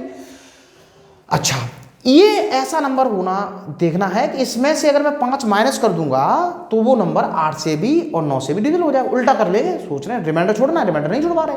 तो 5 मैंने इसमें से क्या कर दिया बेटा, माइनस किया, तो बेटा कितना बच गया, कितना बच गया बेटा, इतना बच गया, इतना बच गया। तो ये 9 से और 8 से दोनों से कटना चाहिए, दोनों से कटना चाहिए। तो हमारे पास क्या आएगा, वो नंबर क्या कह देंगे बेटा, ये नंबर ऐसा है कि 8 और 9 से डिवाइड करेंगे, 5 रिमाइंडर छोड़ेगा। तो देखो सम करो पहले, 999, ओ हो, ये तो इसका सम ऑफ डिजिट 9 से डिविजल है, तो इसका मतलब ये 9 से डिविजल है तो है। 8 का और चेक कर लो, 8 का और चेक कर लो। तो 8 को चेक करने के लिए याद करने का तरीका देखो, अगर किसी की डिविजिबिलिटी रूल 2 की चेक करनी हो तो लास्ट के 1 डिजिट 2 से डिविजल होना चाहिए। अगर 4 की चेक करनी हो तो 2 की पावर 2 देखो तो लास्ट के 2 डिजिट 4 से डिविजल होना चाहिए। 8 की चेक करनी हो तो 2 की पावर 3, तो लास्ट के 3 डिजिट आपको केवल डिवाइड करके देखने हैं, कट रहे हैं तो 8 से डिविजल होगा, अदरवाइज नहीं होगा। ऐसे ही मैं आपसे कहा 16 के लिए तो 2 की पावर 4 चेक कर लो, यानी लास्ट किसी भी नंबर के लास्ट 4 डिजिट अगर 16 से डिविजल होंगे तो पूरा का पूरा नंबर 16 से डिविजल होता है। मुझे लगता है आपको पैटर्न समझ में आ गया है, और इसी बीएफ पर हम 8 की डिविजिबिलिटी लगा देंगे। 8 की डिविजिबिलिटी कहती है लास्ट के 3 डिजिट, तो मैं केवल लास्ट के 3 डिजिट चेक करूंगा क्या ये 8 से डिविजिबल हैं, और अगर डिविजिबल होंगे तो ये हमारा आंसर हो जाएगा। चेक कर लेते हैं, 8 1 जा 8, बचा कितना बेटा 1, बचा कितना बेटा 1, यहाँ पे मैंने भाग लगाया तो 8 1 जा 8, 5 बच गया, और 8 से बन जा 50। बहुत बढ़िया, बहुत बढ़िया। और इस तरह से हमारे पास पूरी तरह से ये वाला हमारा आंसर सही हो गया। मैंने इसको ट्रेडिशनल मेथड से क्यों नहीं कराया, क्योंकि ऑब्जेक्टिव के थ्रू जाना था। ट्रेडिशनल जब 2 नंबर में आएगा तो बता देंगे कैसे करना है, ठीक है। चलिए अगला क्वेश्चन करते हैं। अगला क्वेश्चन क्या है, बड़े प्यार से चीज़ों को समझते हुए चल रहे हैं। 3rd नंबर का क्वेश्चन है, 3rd नंबर का क्वेश्चन है। टाइम कितना हो गया बेटा, 7 बज गए हैं। चलिए अगला क्वेश्चन क्या है, the ratio between the LCM and HCF of these 3 numbers. तो बेटा हम क्या करेंगे, रेशियो निकालने वाले हैं। किसका, एक बात आती है कि एलसीएम एचसीएफ का रेशियो निकालें या एचसीएफ एलसीएम का रेशियो निकालें। तो एक बात हमेशा रखेंगे, जो चीज पहले लिखी होगी, पहले आपसे क्या लिखी है बेटा एलसीएम, तो पहले तो एलसीएम आना चाहिए, ठीक है बेटा, पहले एलसीएम आना चाहिए। फिर दूसरी चीज क्या लिखी है बेटा एचसीएफ, तो इधर साइड क्या आना चाहिए एचसीएफ आना चाहिए। बस इनका रेशियो निकाल, अगर एचसीएफ पहले लिखा होता तो एचसीएफ पहले लिख देते, भाई आंसर होता। तो बेटा 5 की फैक्टर करो बेटा, 5 की फैक्टर करेंगे 5 × 1। आपने कहा सर 15 की फैक्टर कर दें, तो आपने कहा सर कर दीजिए 5 × 3 × 1। आपसे कहा कि 20 की फैक्टर कर दीजिए, तो आपने कहा कि 2 × 2 × 5 × 1। हालांकि 1 में लिख लेता हूं, प्राइम फैक्टर की जरूरत होती है। चलिए तो मैं सबसे पहले एलसीएम की बात कर लेता हूं, इसको और सिंप्लीफाई कर लूं। इसको आप देखेंगे तो ये 2 की पावर 2 × 5 × 1 है। चलिए तो मैंने एलसीएम के लिए क्या बताया था, बड़ी से बड़ी पावर उठा लो, बचे हुए फैक्टर भी लिख लो। तो बड़ी से बड़ी पावर देखो, इसमें से 2 है ही नहीं, कहीं बड़ी से पावर 2, ये वाली बात लिख देते हैं, ठीक है। तो 2 की पावर 2, कोई दिक्कत। अब मैं 5 5 5 सभी में है, कॉमन लिख दिया × अब देखो 3 छूट गया, बाकी नहीं तो 3 भी लिख देंगे, ठीक है। = एचसीएफ देखो, एचसीएफ में क्या करते हैं, कॉमन फैक्टर की मिनिमम पावर, कॉमन फैक्टर 5 5 और 5, इसकी मिनिमम पावर 5। इसके अलावा कोई कॉमन नहीं मिल रहा, 1 मिल रहा तो लिख दो ना, क्या दिक्कत है, लो भैया। अब क्या करेंगे, इसी को सोल्व करेंगे। 5 से काटो, 5 बन जा 5, 5 बन जा 5, 2 दूना 4, 3 12, 12:1 आपका आंसर आ गया। मैंने बड़े प्यार से चीज़ों को हैंडल किया। 12:1 आपका क्या आ गया बेटा, आंसर आ गया। सही है, बहुत अच्छे चल रहे हैं। हाँ, मैं बार बार कहता चल रहा हूँ, बीच बीच में डिस्टर्ब कर देता हूँ, लेकिन आप डिस्टर्ब मत होइए, शेयर कर दीजिए, क्लिक करके आगे बढ़ाते हैं। नेक्स्ट देखिए बेटा, नेक्स्ट क्या है, क्वेश्चन नंबर 4। क्वेश्चन नंबर 4 क्या है, क्वेश्चन नंबर 4 को हम लोग समझ लेते हैं। क्वेश्चन नंबर 4 क्या है, देखिए बेटा, बहुत दिमाग से चीजों को कर रहे हैं। 2 alarm clocks ring there at interval of 50 seconds 80-40। एक नंबर का क्वेश्चन जरूर आएगा ऐसा, एक नंबर में भी आ सकता है, 2 नंबर में भी आ सकता है। इस टाइप के क्वेश्चन को जरूर कर लें, ठीक है बेटा। देखिए इसमें क्या करते हैं, होता क्या है कि स्टार्टिंग में ये बजती हैं साथ साथ, फिर ये कहते हैं दोबारा कब ये साथ साथ बजेंगी। अगर एक जो अलार्म है ना वो 48 सेकेंड के बाद हर बार रिपीट करता है अपने आप को, जैसे पहले बज गया, फिर 48 सेकेंड बाद फिर बजेगा, फिर 48 सेकेंड बाद फिर बजेगा। इसी तरह से दूसरा अलार्म है वो क्या करता है, वो 50 सेकेंड के बाद बजता है, एक 50 सेकेंड पे बज गया, फिर 100 सेकेंड पे बजेगा, फिर 150 सेकेंड पे बजेगा। इस तरह से ये दूसरा बजता है। तो अगर एक साथ एक टाइम पे बजा दिए गए हों, एक टाइम पर एक साथ बजा दिए गए हों, तो बताइए दोबारा कब मिलेंगे। ऐसी सिचुएशन में हम लोग हमेशा क्या ले लेंगे, एलसीएम ले लेंगे दोस्तों। क्या ले लेंगे, एलसीएम ले लेंगे। और दैट सिट, ऐसा एलसीएम क्यों होता है, ये नंबर थोड़े से डिफिकल्ट हैं तो चीजों को हम बताते हैं। एक एग्जांपल के थ्रू बताएं एलसीएम लेते क्यों हैं, ठीक है, वो भी बता देंगे, लगे हाथ तो वो भी बता देंगे, ठीक है, एलसीएम ही क्यों लेते हैं। पहले आंसर देते हैं। पहले देखो बेटा, आपके पास 50 सेकेंड के हैं तो 50 के फैक्टर कर दो, नहीं आते इधर साइड से कर लेंगे, ऐसे करके बहुत जल्दी से। तो बेटा 2 25 और 5 5 5 1 बेटा ठीक है। 2 × 5 की पावर 2 × 1, कोई दिक्कत नहीं। अब मैं क्या करूंगा बेटा, 48 के फैक्टर करूंगा। 2 इससे काटेंगे 2 2 जा 4, 2 4 जा 8, फिर से काटेंगे 2 1 जा 2, 2 2 जा 12, 2 6 जा 12, 2 3 जा 6, और आपसे कहेंगे 3 1 जा 3, तो 2 की पावर 4। आपने कहा कि 48 जो आ रहा है 2 की पावर 4 इंटू 3 इंटू 1, बोलो सही है। हमें तो बेटा एलसीएम की बात कहनी है, तो एलसीएम की बात आपने कहा। एलसीएम हमने बताया क्या कि बड़ी पावर उठाओगे कॉमन फैक्टर की, तो इन दो में कॉमन तो 2 है, लेकिन बड़ी पावर कितनी है 4, तो 2 की पावर 4। अब जो बच गए वो भी लिख लो, तो 5 की पावर 2 इंटू 3 इंटू 1। तो बेटा देखा कि 2 की पावर 4, 5 की पावर 2, डबल जीरो तो बनेगा, डबल जीरो तो बनेगा। 2 की, अब यहाँ पे 2 रह गया, 2 की पावर 2 रह गया ना, हमने पावर से तो डबल जीरो बना दिया। 2 4 तिया 1200, यानी 1200 सेकंड के बाद, 1200 सेकंड के बाद ये दोनों फिर से बजेंगी। अब ये देख लेते हैं बजी 7 कब थी, कब 7 बजी थी।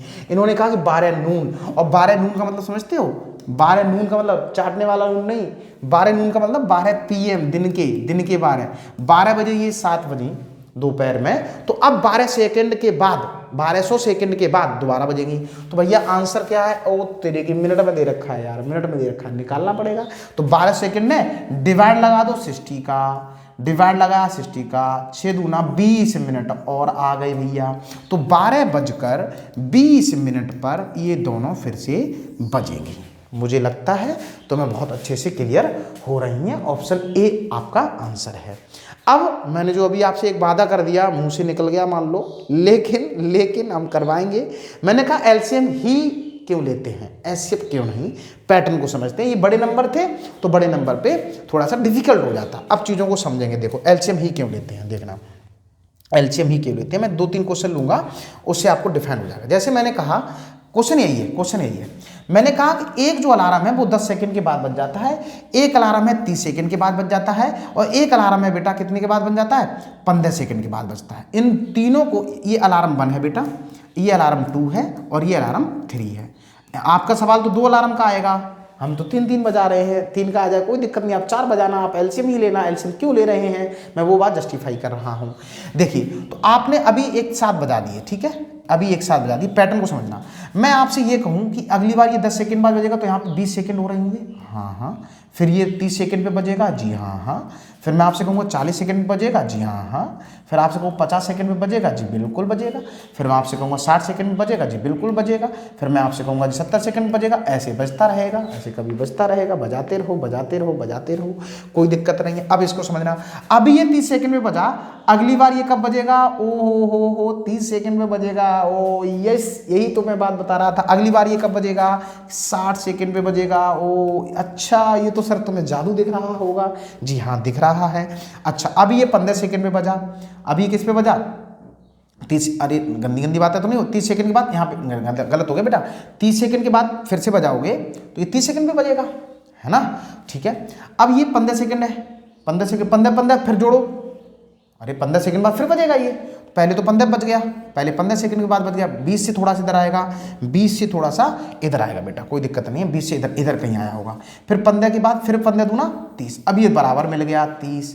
तो आप देख पा रहे हैं कि ये दोनों एक साथ दोबारा कब बजे, दोबारा देख रहे हो, डिजाइन बना रहे हो हमारी, समझ रहे हो, 30 सेकंड पे बज रहे हैं। तो ये 30 से है क्या बेटा, 10, 30 और 15, 10, 30 एंड 15 का एलसीएम है, समझ में आया। That's why we take LCM for these types of problems, ठीक है। चलिए बेटा, चलिए अपन आगे बढ़ते हैं, अपन आगे बढ़ते हैं। नेक्स्ट क्वेश्चन क्या कहता है, अपन आगे बढ़ते हैं। बहुत बढ़िया, क्वेश्चन नंबर 5 आ गया, क्वेश्चन नंबर 5 आ गया। मजाक कर रहा है, मजाक तो नहीं चलेगी। चलिए भाई, नेक्स्ट क्वेश्चन क्या कहता है, इधर आ जा बेटा, तू इधर आ जा। देखें, HCF of this one and third number and this one, तो एलसीएम इतना है तो नंबर बता दीजिए। मैंने अभी बताया, पैटर्न को नहीं बोलेंगे, जो नंबर है वो समझ लीजिए। आपके पास 2472 लिखा हुआ है, एक नंबर है। दूसरा नंबर है आपके पास 1284, दूसरा नंबर है। एक नंबर एन है, कोई दिक्कत नहीं है। फिर आपके पास एलसीएम दिया हुआ है, एलसीएम दिया हुआ है कितना बेटा, 2 का क्यूब इंटू 3 का स्क्वायर इंटू 5 इंटू 103 इंटू 107।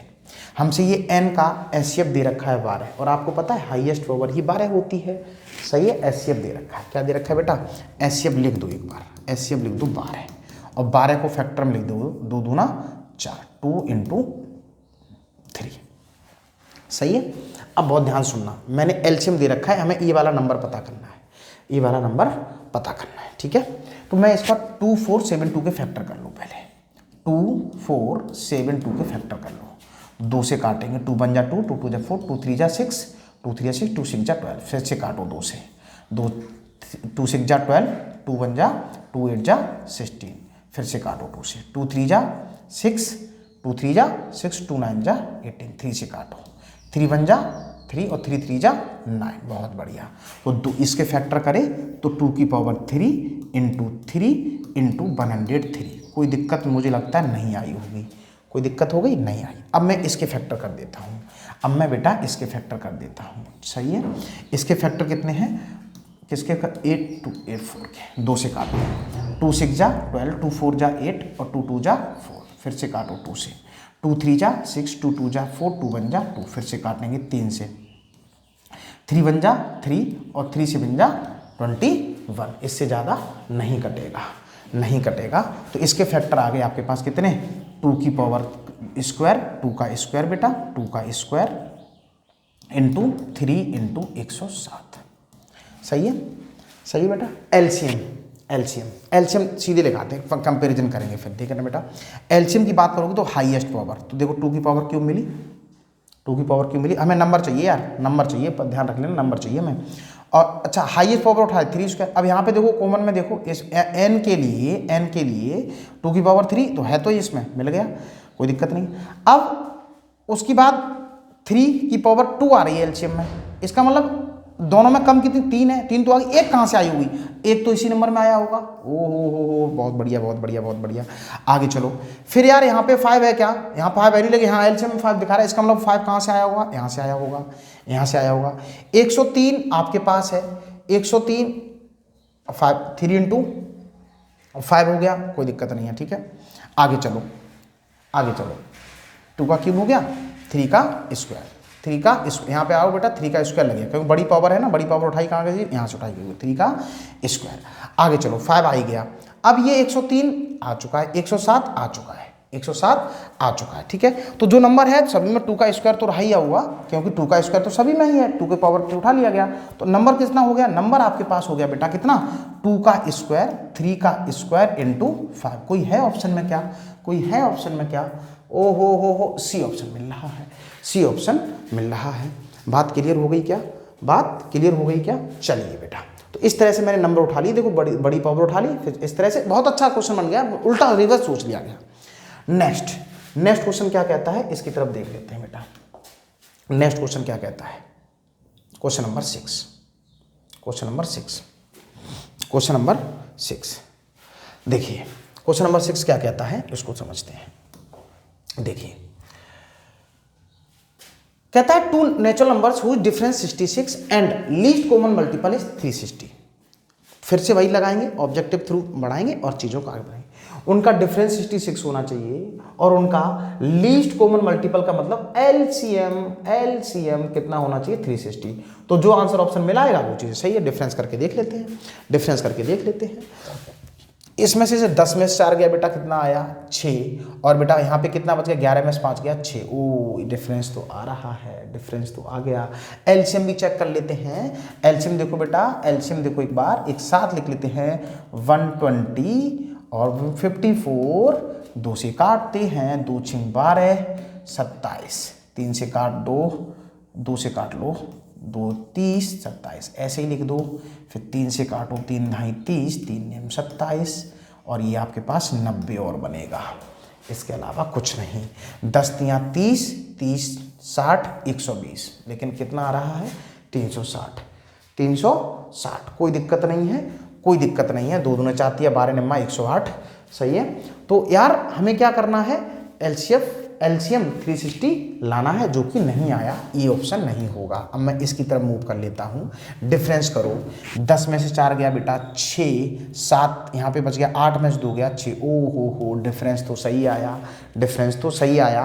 अब मैं क्या निकाल लूँगा, एलसीएम और चेक कर लो, एलसीएम और चेक कर लो, एंड 90 और 24। पहले 3 से काटो, 3 30 आ जाएगा, 8 आ जाएगा, फिर मैं 2 से काट देता हूँ, ये आ जाएगा 15 और ये 4, ठीक है। फिर मैं इसको और काटोगे तो ये 15 ही आएगा और ये 5 आएगा, ठीक है। तो एक बार मल्टीप्लाई कर देते हैं, 15 दूना 30, 30 तिया 90, 90 चौक 36, बहुत बढ़िया, 360 आपका एलसीएम आ गया, जो कि मुझे रिक्वायर्ड था। तो आपने इसको हिट एंड ट्रायल से कर दिया और इस तरह से आपका ऑप्शन आपका सही हो गया बी। आई होप आप लोग बहुत अच्छे से प्रैक्टिस कर रहे हैं। अब हम लोग नेक्स्ट क्वेश्चन की तरफ मूव करते हैं। अगला क्वेश्चन क्या कहता है, अगला क्वेश्चन की तरफ देखते हैं क्या कहता है, ठीक है। क्वेश्चन नंबर 7, क्वेश्चन नंबर 7 देखिए नेक्स्ट क्वेश्चन क्या कहता है, इसको समझिए। एचसीएफ ऑफ दिस वन, ओ तरीके ये मजाक कर रहा है कि नहीं कर रहा, डायरेक्ट कर देंगे। देखो 5 का स्क्वायर 5 का क्यूब, एचसीएफ के लिए छोटी पावर 5 का स्क्वायर, ठीक। 3 का स्क्वायर 3 की 5, छोटी पावर 3 का स्क्वायर, कोई मिला क्या 5 का स्क्वायर 3 का स्क्वायर, खत्म खत्म। बात समझ में आ रही है। एचसीएफ पूछ रहा था, चलिए मजाक कर रहा था, क्वेश्चन मजाक कर रहा था, समझ में आ रहा है क्या, क्वेश्चन मजाक कर रहा था।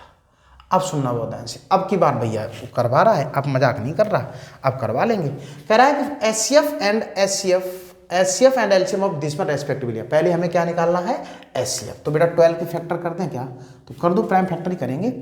2 की पावर 2 इंटू 3 इंटू 1, जिनको नहीं आता वो आराम से 12 के फैक्टर इधर कर ले, फिर यहाँ पे पावर के फॉर्म में लिख दे। फिर मैं करूँगा 21 के, किसके करूँगा 21 के, तो 3 इंटू 7 इंटू 1, मैं प्राइम फैक्टर के साथ 1 को लिख देता हूँ कि ऐसे निकालने में दिक्कत नहीं करता।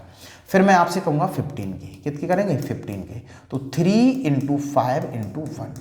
मैं पहला क्वेश्चन निकालने जा रहा हूँ एचसीएफ, क्या एलसीएम निकाल रहा है, एचसीएफ ही निकालना है। तो एचसीएफ के लिए हम लोग क्या करते हैं बेटा, कॉमन फैक्टर्स की लोएस्ट पावर। तो कॉमन फैक्टर क्या है, देखो बेटा कॉमन फैक्टर 3 3 3 3 3 3 3 3 3 3, ये रो 3 आ गया, ठीक है। अब मैं बात कर लेता हूँ किसकी, और तो कोई कॉमन तुम्हें दिख ही नहीं रहा, कोई कॉमन दिख रहा है सभी में नहीं, तो ये आपका 3 वाला कोई है क्या, एक ही मिल रहा है एचसीएफ में, एक ही मिल रहा है, तो आपको ज़्यादा जानकारी की जरूरत नहीं है। मैं एक बार एलसीएम की बात कर लेता हूँ, किसकी बात कर लेता हूँ बेटा, एलसीएम की बात कर लेता हूँ। तो एलसीएम समझो बेटा, अब देखो एलसीएम में क्या करेंगे, बड़ी पावर भी उठा लेंगे। एलसीएम में क्या करेंगे, बड़ी पावर, तो 2 की पावर 2 के बाद कोई है नहीं, ये तो आएगी, कोई दिक्कत नहीं। फिर इसकी बाद 3 की पावर, बड़ी पावर एक ही है, सेम चल रही है, 3 आएगी, ठीक है। अब 5 1 वाला तो है, 5 वाला भी लिख लो और 7 वाला भी लिख दो, यही आपका हो जाएगा आंसर। एक बार मल्टीप्लाई कर लेते हैं, 2 दूनी 4 या 12 5 60 7 420 420, कोई है क्या, कोई है क्या, कोई है क्या, यस है तो ये रहा, ये ऑप्शन मिलेगा। 3 इंटू 420, 3 इंटू 420। ऑप्शन ये गलत हो गया था, तो एलसीएम निकालेंगे जरूर, एलसीएम निकालेंगे जरूर, निकाल लिया हमने। 3 इंटू 420 हमारे पास सही हो गया। समझ रहे हो, जल्दबाजी हमने 3 देख करके हमने आंसर लगाया और पता लगा 3 तो यहाँ पर भी था, कोई दिक्कत नहीं है। अगला क्वेश्चन करते हैं बेटा। अगला क्वेश्चन क्या है, अब देखिए अगला क्वेश्चन क्या है। ये बेटा जो क्वेश्चन है असर्शन रीजन बेस्ड क्वेश्चन है। पहले मैं इसका फंडा बताता हूँ, फिर चीज़ों को आगे बढ़ेंगे। फंडा क्या होता है इसका, बहुत ध्यान से सुनो। फंडा ये होता है कि करना कैसे होता है। देखिए 2 स्टेटमेंट गिवन होते हैं, एक असर्शन होता है जिसको ए कहता है वो, एक आपके पास असर्शन होता है जिसको ये ए कहता है, एक आपके पास रीजन गिवन होता है, इसको रीजन आर से डिनोट करता है, ये आर से डिनोट करता है। ठीक है, तो अब आगे की बात कर लेते हैं। इसमें क्या है, इसमें देखना असर्शन कोई स्टेटमेंट दिया होगा, कोई स्टेटमेंट दिया होगा और वो स्टेटमेंट अगर सही है और जो सही है उस स्टेटमेंट को सही होने के लिए जो यहां पर स्टेटमेंट दिया गया है उसका यूज करते हैं और ये बात आती है, तो हम बोलेंगे कि असर्शन और reason both are true and reason is the correct explanation of A. अगर ऐसा हुआ तो, अगर इसका यूज होकर ये चीजें हो रही है, ये भी सही है ये भी सही है, बट ये सही होने के लिए इसका यूज नहीं कर सकते, तो हम कह देंगे ए और आर दोनों अलग अलग सही हैं। ये गलत ये सही तो अलग ऑप्शन है, ये सही ये गलत अलग ऑप्शन है। मुझे लगता है मेरी बात समझ में आ गई। ये मैथ में ही नहीं हर एक सब्जेक्ट में चलेगा, ये मैथ में ही नहीं ये हर एक सब्जेक्ट में चलेगा। ठीक है, चलिए क्वेश्चन की तरफ मूव करते बेटा। क्या कहता है, for no value of n is natural number the 6 to the power n and with the digit 0। देखो 6 पावर n, फंडा देखिए 6 पावर n इक्वल्स टू, इसको प्राइम फैक्टर में कन्वर्ट कर दीजिए, क्योंकि 0 चेक करने के लिए हमें 2 एंड 5 की बात करनी होती है। किसकी बात करनी होती है, 2 एंड 5 के मल्टीप्लीकेशन की पेयर की बात करते हो। इसको तोड़ो, तो मैंने 2 इंटू 3 की होल पावर n, तो 2 की पावर n इंटू 3 की पावर n। क्या कोई पेयर बना 2 इंटू 5 का? कोई पेयर नहीं बना। इसका मतलब बिल्कुल कंफर्म हो गया, बिल्कुल कंफर्म हो गया कि ये 0 पे कभी एंड नहीं करेगा। अल्टरनेट समझो, अगर ऑब्जेक्टिव देना हो तो 6 की पावर n लगाते रहो नेचुरल नंबर। 6 की पावर 1 कहोगे तो बेटा 6, 6 की पावर 2 कहोगे बेटा 36, 6 की पावर 3 कहोगे 216। इस तरह से ऐसे बढ़ता रहेगा, 6 पे हमेशा खत्म होगा लेकिन 0 कभी नहीं आएगा। सही है। आगे क्या कहता है, reason for numbers end with digit 0 it prime factor should be 2 and 5। लो भैया इसी का तुम यूज करें यार, इसमें 2 तो है 5 तो है ही नहीं, 0 आने के लिए 5 तो होना चाहिए था, इसलिए हमने इसी बात का यूज करके इसका आंसर दे रहा हूं। इसलिए हमारे पास ऑप्शन कौन सा सही होगा, ऑप्शन होगा ए सही। क्या सही होगा बेटा, A. Both A and R true and R is the correct explanation of A. I hope मेरी बात आप लोगों के समझ में आई, क्लियर है। नेक्स्ट क्वेश्चन करते हैं, तो नेक्स्ट क्वेश्चन क्या कहता है उसको सब लिख लेते हैं। अगला क्वेश्चन क्या है, अगला क्वेश्चन 10th नंबर का, समझिए 10th नंबर का क्वेश्चन क्या है। देखिए the following questions statement this one followed by statement of reason R. Assertion दे रखा है, रीजन दे रखा है। ठीक है, असर्शन दे रखा है, रीजन दे रखा है। तो क्या कहता है, if the LCM of 2 numbers this one and product of this one HCF is 5। ओ लो भैया, आपको अभी मैंने बताया 2 नंबर का प्रोडक्ट हमेशा उनके एलसीएम और एचसीएफ के मल्टीप्लिकेशन में होता है। तो ये तो बात बिल्कुल क्लियर होगी, मैं इसका यूज करूंगा। किसका यूज करूंगा बेटा, मैं तो इसका यूज करने वाला हूं, किसका यूज करने वाला हूं। देखो बेटा मैं तो इसका यूज करने वाला, ये तेरी की ये आ गया, पहले पे लगाओ, चलो रुक जाओ। देखिए देखो बेटा क्या सीखा अभी हमने सीखा एलसीएम इंटू एचसीएफ इक्वल होता है उन दोनों नंबर का मल्टीप्लीकेशन, ए इंटू बी होता है। क्या ये वाली बात लिखी है क्या, जी लिखी है। तो हमारे पास ये रीजन तुम्हारा सही होगा। अब मुझे ये चेक करना है कि वो 2 नंबर है, 2 numbers as, LCM of 2 numbers as इतना, एलसीएम दे रखा है कितना 2475 इंटू एंड देयर प्रोडक्ट कितना दे रखा है, प्रोडक्ट दे रखा है 12375। तो एचसीएफ यहाँ पे आया होगा, तो एचसीएफ क्या 5 आ रहा है, तो 5 का मल्टीप्लाई करो ना, अगर ये आ जाता तो ठीक है। 5 5 जा 25 की 5 कैरी ओवर 2, 5 7 35 और 2 37, बहुत बढ़िया, कैरी ओवर 3, 5 चौक 20 और 3 23, 5 ओ तेरे की खत्म। सही है 5 आ रहा है, एचसीएफ कितना आ रहा है बेटा 5 आ रहा है। इसका मतलब इस बार भी हमारा आंसर कौन सा सही होगा, बेटा ए ही सही होगा। ए ही सही हुआ। क्यों सही हुआ? क्योंकि आपने जब इसको एक्सप्लेन करा असर्शन को, इसका यूज भी करा और रीजन सही भी था, उसी से चीज़ें हो गई। अच्छा, अब मैं आपसे कहता हूँ, देखिए क्वेश्चन तो बहुत हैं, बहुत सारे क्वेश्चंस हैं। अब जो हमारे पास 2-2, 3-3 नंबर के क्वेश्चन रह रहे हैं बेटा, उनको करेंगे अगली वीडियो में। वीडियो ज़्यादा बड़ी हो जाएगी तो फिर आप लोग परेशान हो जाएंगे, ठीक है। बेसिकली अब सुन लो, मैं आज यहीं पर रुकता हूँ।